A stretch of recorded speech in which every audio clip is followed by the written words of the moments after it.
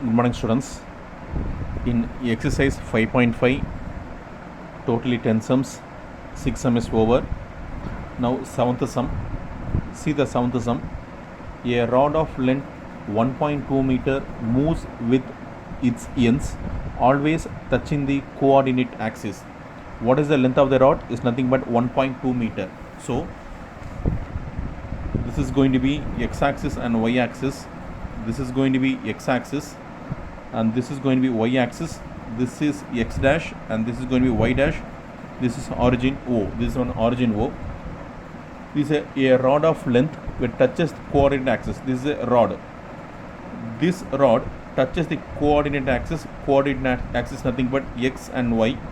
So this one I'm going to keep as A and this one going to keep as B. What is the length of the rod? The total length of the rod is nothing but 1.2 meter. The total length of the rod. This length is nothing but 1.2 meter. Then see what they given here.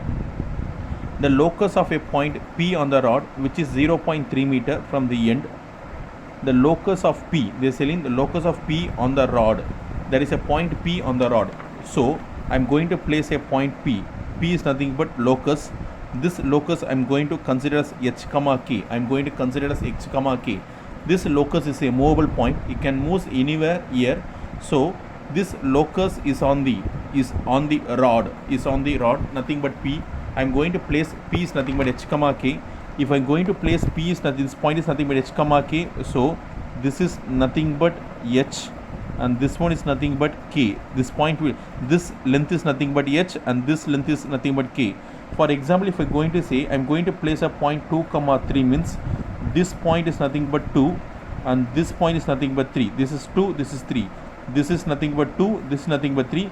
This is 2 means this is also 2. This is 3 means this is also 3. So here h comma k is present.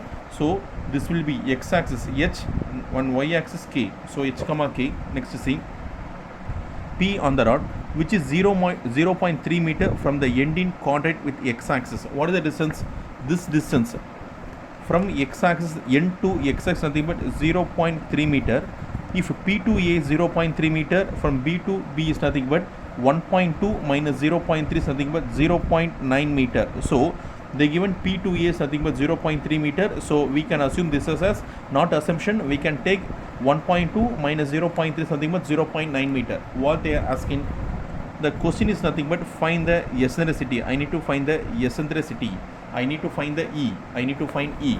So the sum I can going to proceed. This is an ellipse. They told this is going to be an ellipse. So from this I am going to see 0.3 meter, 0.9 meter.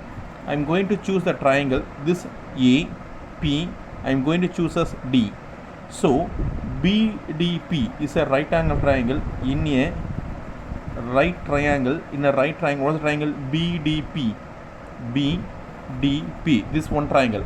There is another triangle in a right triangle. What is the triangle here? This is another triangle. This is another triangle. P, we can choose D means we can choose E. PEA in a triangle PEA. In a right triangle PEA. First one I am going to choose as cos theta. What is cos theta? Cos theta is something but adjacent by hypotenuse. Cos theta is equal to, what is adjacent? If this one is here, theta will be formation. This one is going to be hypotenuse. This one is going to be opposite and this one is going to be adjacent. Therefore adjacent is nothing but h and hypotenuse nothing but 0.9. Therefore h divided by 0.9.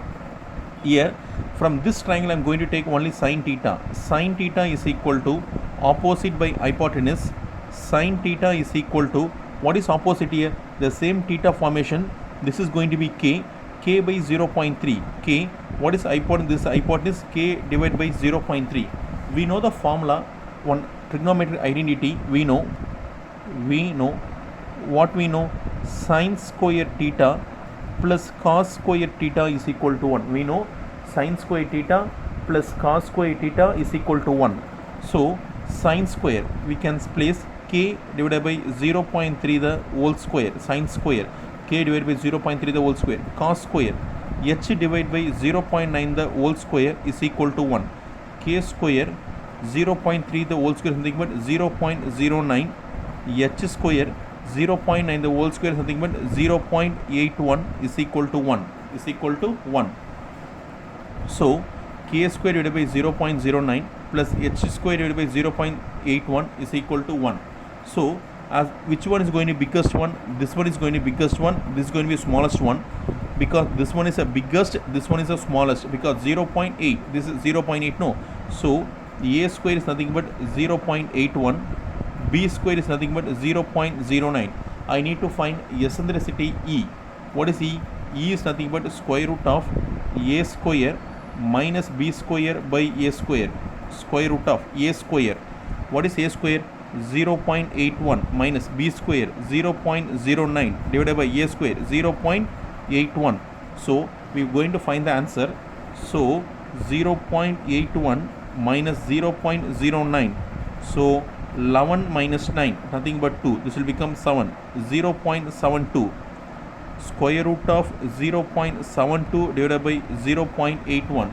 So here also after point there is 2 decimals, after point there is 2 not decimals, after decimal there is 2 digits, after decimal there is 2 digits, so we don't need to put point itself.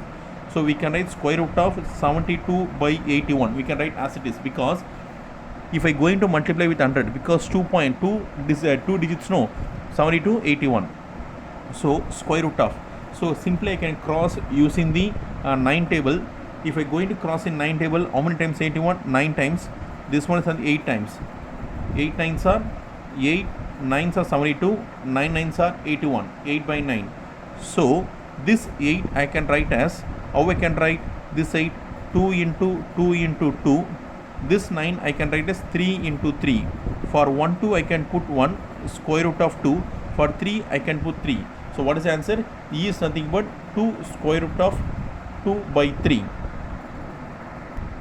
Used in a simple format, cos theta sin theta, we have found a square b square and we applied to find E, because the main to find is nothing but I want to find eccentricity E. So from this I have finished the sum.